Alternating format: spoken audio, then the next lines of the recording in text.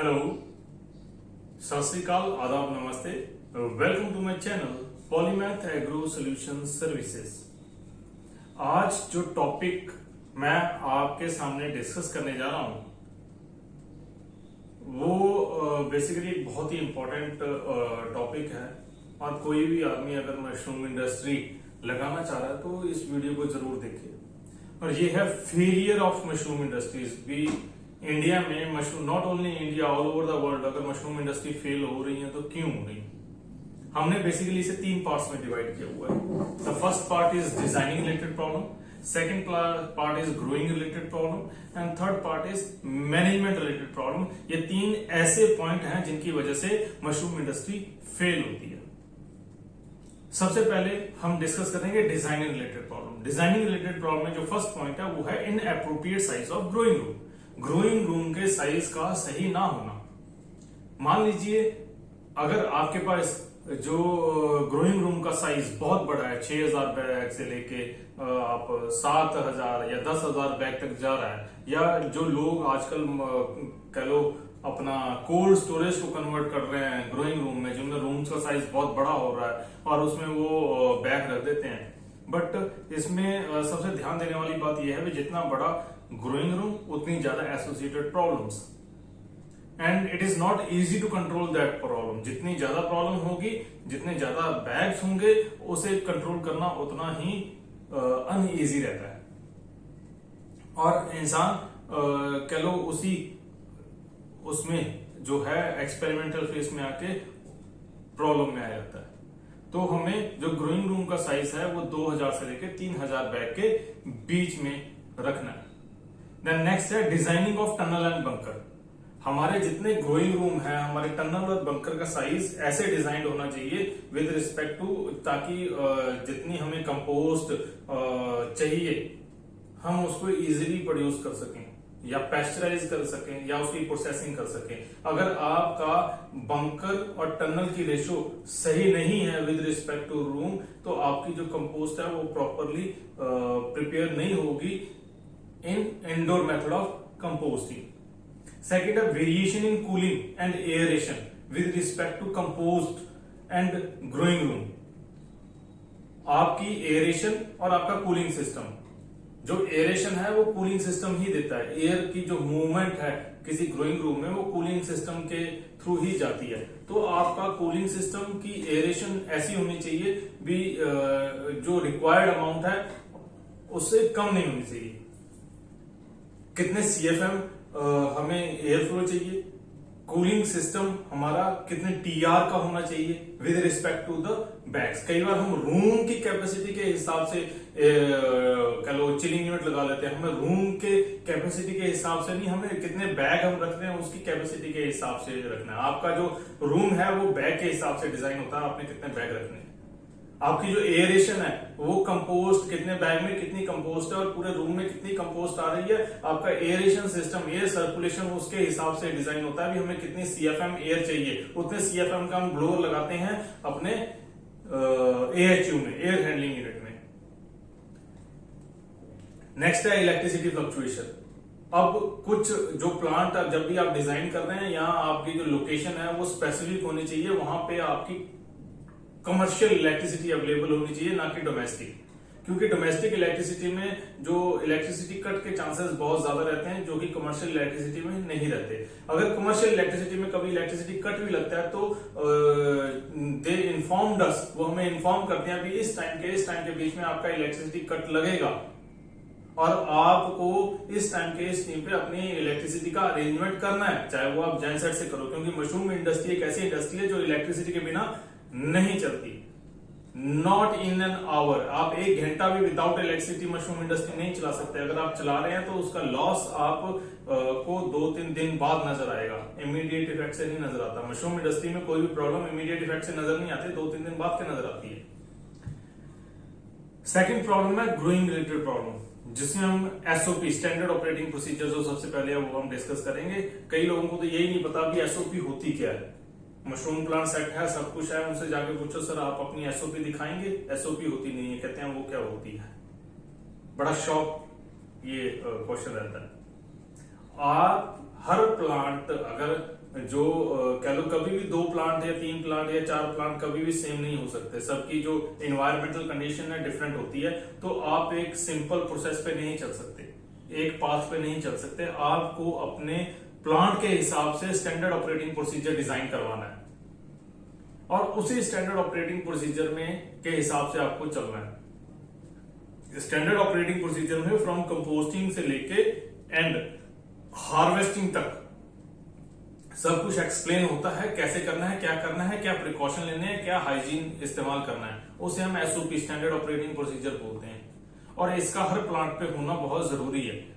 अकेला इसका होना जरूरी नहीं है, इसको फॉलो करना भी बहुत जरूरी है। नेक्स्ट है एक्सपेरिमेंटेशन। जब आपके पास एसओपी नहीं होती, आप एक एसओपी पे काम नहीं करते, तो आप एक्सपेरिमेंटल स्टेज पे आ जाते हैं। या वो प्लांट जिन पे प्रोडक्शन अभी सही चल रही है, नए नए प्लांट है, प्रोडक्शन सही है, तो वो एक्सपेरिमेंट करना शुरू कर देते हैं, चलो यार ये करके देखते हैं शायद प्रोडक्शन बढ़ जाए। मशरूम इंडस्ट्री में ऑलरेडी बहुत सारे एक्सपेरिमेंट हुए हैं भाई, आपको एक्सपेरिमेंट करने की जरूरत नहीं है। मशरूम इंडस्ट्री एक्सपेरिमेंट से भरी हुई है। सब कुछ एक आपका फिक्स पाथ है, आपको उस फिक्स पाथ पे चलना है, आपको एक्सपेरिमेंट करने की जरूरत नहीं है। अगर आप इंडस्ट्रियल स्केल में है, इंडस्ट्रियल स्केल में एक्सपेरिमेंट करनी है तो अपनी एक लैब सेट कीजिए, वहां पे एक्सपेरिमेंट कीजिए, ना कि अपने मेन पायलट पे या कह लो मेन प्रोडक्शन यूनिट पे। नेक्स्ट है हाइजीन। हाइजीन हमेशा मैनेजमेंट को लगता है कि जो ग्रोवर है वो बिना फालतू खर्च करवा रहा है हाइजीन पे, ऐसा तो कोई दिक्कत है ही नहीं है। बट जब दिक्कत आ जाती है फिर मैनेजमेंट कहती है नहीं, आपको ये देखना चाहिए था ना, आपको बताना चाहिए था ना, आपने बताया नहीं ना, इसलिए हुआ है। आप हाइजीन कंट्रोल नहीं करते इसलिए हुआ है। पता सब कुछ है बट सिर्फ पैसा लगाने से डरते हैं। बट जब उसका शॉक लगता है, शॉक देखिए ग्रोवर को कोई इफेक्ट नहीं होगा, हमेशा मालिक को इफेक्ट होगा।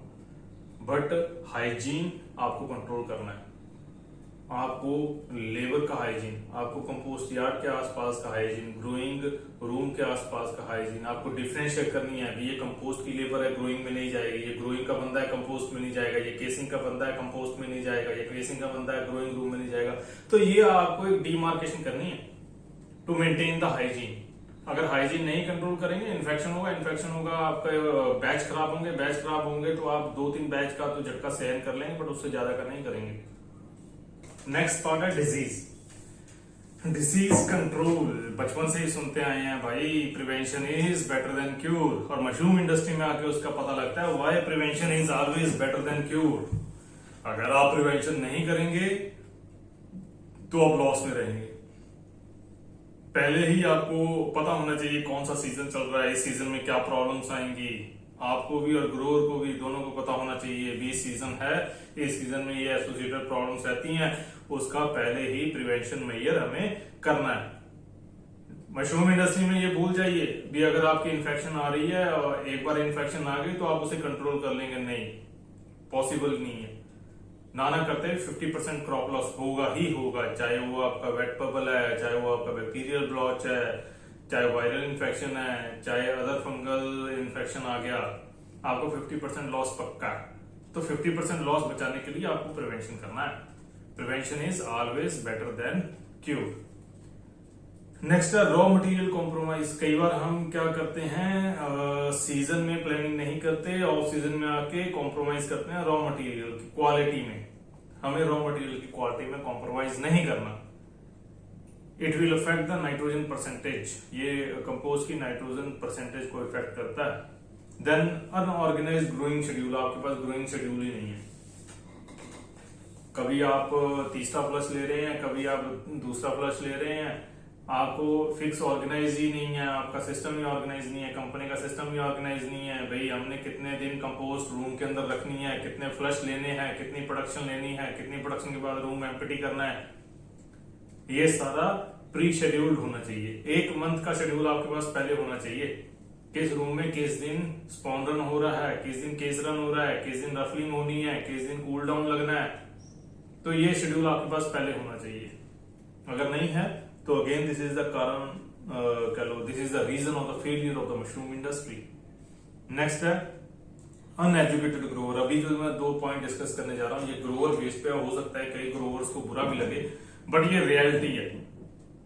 बुरा लगता है तो बट रियलिटी है। ये मैं डिस्कस जो कर रहा हूं वो अपने एक्सपीरियंस बेस पे कर रहा हूँ। सबसे पहले अनएजुकेटेड ग्रोवर कई बार क्या करती है, मशरूम इंडस्ट्री 2.5-3 करोड़ रुपए इन्वेस्ट कर देती है, ये चलो प्लांट सेटअप कर लिया, और जब ग्रोवर की बारी आती है, ग्रोवर रखने में वहां पे कॉम्प्रोमाइज कर लेते हैं, सस्ता ग्रोवर चाहिए भैया, जो टीम है मुझे वो सस्ती चाहिए।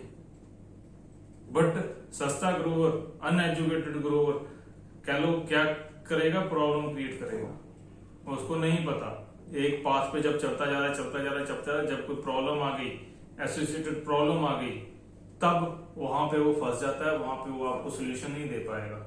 एक बैच खराब होगा, 2 batch, 3 batch, 4 batch, 5 batch, 3 batch से ज्यादा कोई भी मशरूम इंडस्ट्री नहीं है जो कह लो सरवाइव कर जाए, पॉसिबल ही नहीं है। 2 बैच में मशरूम इंडस्ट्री खड़ी होना मुश्किल है। 2 बैच भी वही है जिनका फाइनेंशियल बैकग्राउंड बहुत स्ट्रांग है, वो इंडस्ट्रियां सर्वाइव कर जाती हैं। बट 2 या 3 बैच खराब होना मतलब इंडस्ट्री का उल्टी गिनती शुरू है। Then drinking habit of growers, ज्यादातर ग्रोवर्स को ड्रिंकिंग हैबिट बहुत ज्यादा होती है, मुझे नहीं समझ आया क्यों होती है, बट हमने ऑब्जर्व किया भी ड्रिंकिंग हैबिट बहुत ज्यादा है। तो अवॉइड कीजिए, आपकी वो इंडस्ट्री है, आपको पैसा दे रही है, तो वहां पे ऐसी चीजों को अवॉइड करवाइए। मैं उनकी पर्सनल लाइफ में इंटरफेयर नहीं करता किसी की भी, बट आप अपनी कंडीशंस रखिए, भैया ये मेरा प्लांट है, यहाँ पे आप ड्रिंकिंग नहीं करोगे, अवॉइड करो। देन नेक्स्ट है मैनेजमेंट प्रॉब्लम। मैनेजमेंट प्रॉब्लम में जो सबसे बड़ी प्रॉब्लम है वो है labour management. Most of the mushroom industries का फेलियर का रीजन ही यही है कि वो लेबर मैनेजमेंट नहीं कर पा रहे। कभी मशरूम कम है, लेबर ज्यादा है, प्रोडक्शन कॉस्ट भाग गई।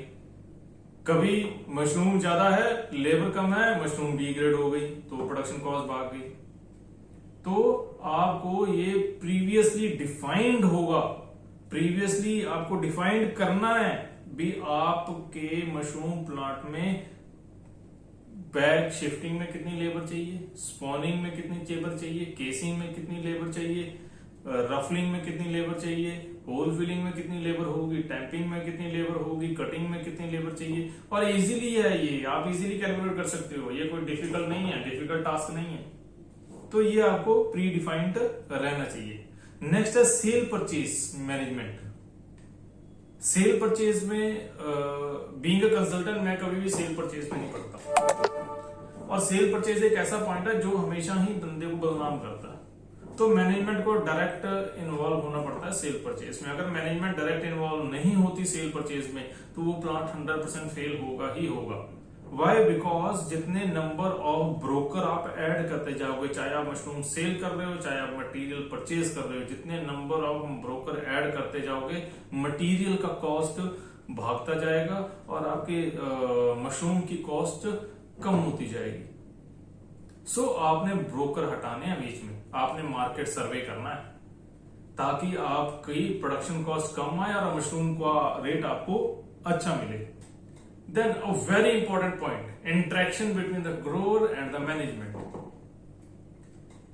मैनेजमेंट और ग्रोवर दोनों का 50% रहता है किसी भी इंडस्ट्री में। अगर हम सोचेंगे कि 100% ग्रोवर ही सब कुछ करता है, नहीं, नॉट एट ऑल। अगर मैं कहूं 100% मैनेजमेंट कर लेगी मशरूम इंडस्ट्री को run, that is also not possible. So we have to maintain the balance. दोनों को 50% शेयर है और दोनों में एक बहुत अच्छी इंटरेक्शन, फ्रेंडली इंटरेक्शन होनी चाहिए। भाई क्या होना है, कल वो एक दिन पहले डिस्कस हो, कहां फंस गए, ग्रोवर झूठ ना बोले आपसे आके, वो कभी होगा जब आप उससे इंटरेक्शन अच्छी रखोगे। सर हम इस जगह फंस रहे हैं, कैसे निकलेंगे, वो सोल्यूशन ढूंढे हम इसका।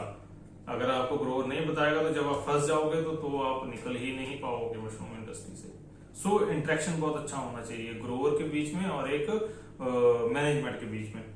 नेक्स्ट है मार्केट स्टडी। जब आप प्लांट लगा रहे हैं तो मार्केट स्टडी जरूर करें, चाहे वो मटेरियल से रिलेटेड है, चाहे वो सेल से रिलेटेड है। जो लोग मार्केट स्टडी नहीं करते, सिर्फ प्लांट ठपा देते हैं, वो भी इंडस्ट्रीज फेल है। Then involvement of number of vendors in steps. जैसे मैंने आपको पहले बताया अभी, involvement of number of vendors. आपने बहुत सारे स्टेप वाइज वेंडर्स ढूंढे, हर चीज का एक वेंडर ढूंढ रखा है, हर चीज का एक वेंडर ढूंढ रखा है, वो भी आपके लिए एक प्रॉब्लमेटिक रहता है। आप खुद डायरेक्ट कंपनी से परचेज कीजिए, डायरेक्ट। आपका प्लांट बड़ा है, आप हर मटेरियल किसी कंपनी से परचेज कीजिए, वेंडर से परचेज मत कीजिए। नेक्स्ट है stocking of raw material. Stocking of raw material में बेसिकली आपको पता होना चाहिए कि हमारे सिर्फ दो जो रॉ मटेरियल हैं जो प्रोडक्शन कॉस्ट को डिसाइड करते हैं, वो है हमारा वीट स्ट्रॉ या paddy straw and second is cocopeat. तो आपको पता होना चाहिए कि सीजनली कब प्रोड्यूस होंगे और आपको सीजनली इसकी आपको मार्केट में आपको कितनी रिक्वायरमेंट है पर एनम की, उसी के हिसाब से आपको इसकी स्टॉकिंग करनी है। अदरवाइज अगर आप ऑफ सीजनल खरीदेंगे, आपको पता है ऑफ सीजनल हर चीज महंगी होती है। ऑफ सीजन में आप कंपोस्ट खरीद के महंगा रॉ मटेरियल खरीद के सस्ती मशरूम प्रोड्यूस करना चाहिए, क्योंकि मार्केट में सीजन में जो मशरूम का रेट है वो कम हो जाता है, सीजनल ग्रोवर्स आ जाते हैं।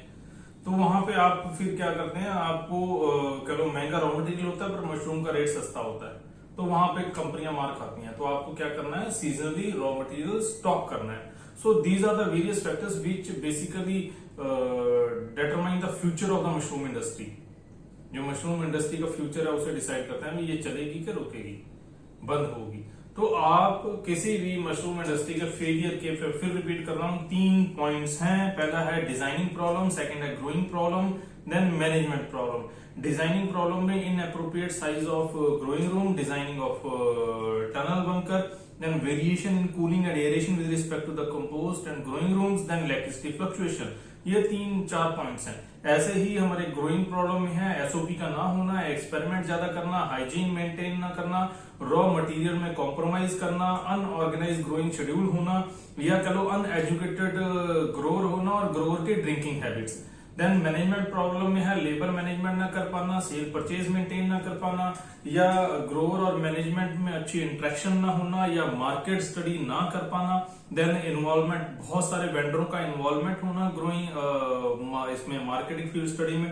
देन रॉ मटेरियल का स्टॉक ना करना। दीज आर द फैक्टर जो बेसिकली फेल करते हैं किसी भी मशरूम इंडस्ट्री को। हो सकता है कुछ पॉइंट मैं छोड़ भी गया हूं, तो उसके लिए मैं पहले ही माफी चाहूंगा। अगर आपको मेरा वीडियो बहुत अच्छा लगे, काइंडली लाइक एंड सब्सक्राइब करें और बेल आइकन दबाना ना भूलें for further notification. Thanks for watching my video.